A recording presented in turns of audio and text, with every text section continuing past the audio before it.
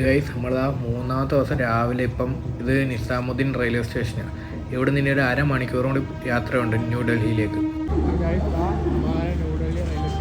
നമ്മളിപ്പോൾ ഒരു 6 മണിയായപ്പോൾ തന്നെ നമ്മൾ ന്യൂഡൽഹി റെയിൽവേ സ്റ്റേഷൻ എത്തി. നമ്മളൊരു കേരള ഹൗസ് ഹോട്ടലിലേക്ക് നടക്കുകയാണ് ഗൈസ്.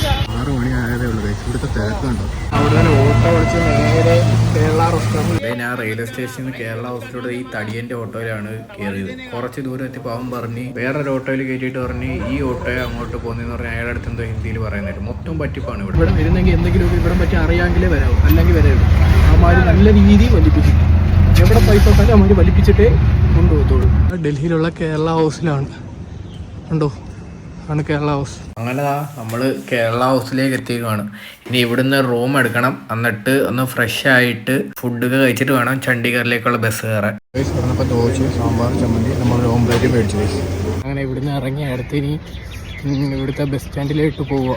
കാശ്മീരി ഗേറ്റിലോട്ടാണ് പറഞ്ഞത്. അങ്ങനെ ഒരു ഊബർ ബുക്ക് ചെയ്തിട്ടുണ്ട്. ഞാൻ അവിടെ പോകാൻ അവിടെ നിൽക്കുന്ന രണ്ട് ചേട്ടന്മാർ പറഞ്ഞ് ഇവിടുന്ന് നേരെ മെട്രോ ഉണ്ട്, മെട്രോ പോകുന്നതായിരിക്കും കുറച്ചുകൂടി എളുപ്പമെന്ന് പറഞ്ഞു. ആണ് ആ മെട്രോ സ്റ്റേഷനിലോട്ട് പോവുകയാണ് ഗൈസ്. നമുക്ക് ഡൽഹി മെട്രോയിൽ എത്തിക്കുകയാണ്. ഇനി ഇവിടുന്ന് ടിക്കറ്റ് എടുക്കണം. നമ്മൾ മെട്രോ ഇവിടെ കയറാൻ പോകുകയാണ്. നമ്മളിപ്പോൾ അവിടെ നിന്ന് മെട്രോ ഇറങ്ങി അടുത്ത് അങ്ങോട്ട് പോകുന്നതെന്ന് വെച്ചാൽ അവിടുത്തെ കാശ്മീരി ഗേറ്റ് എന്ന് പറഞ്ഞ ബസ് സ്റ്റാൻഡ്. അവിടെ നിന്നാണ് ചണ്ഡീഗറിലേക്കുള്ള ബസ്. അപ്പോൾ അവിടെ നിന്ന് നേരെ കാശ്മീരി ഗേറ്റിലേക്കാണ് വന്നേക്കുന്നത്. ഇവിടുന്ന് ഇനി ചണ്ഡീഗറിലേക്കുള്ള ബസ് സ്റ്റാൻഡിലേക്ക് പോവുകയാണ്. ഏകദേശം ഒരു 4 മണിക്കൂർ യാത്ര ഉണ്ട് ബസ്. ചണ്ഡീഗറിലേക്കുള്ള ബസ്സിൽ കയറിയിട്ടുണ്ട്. ഇനി അവിടെ ചെന്നിട്ട് കാണാം.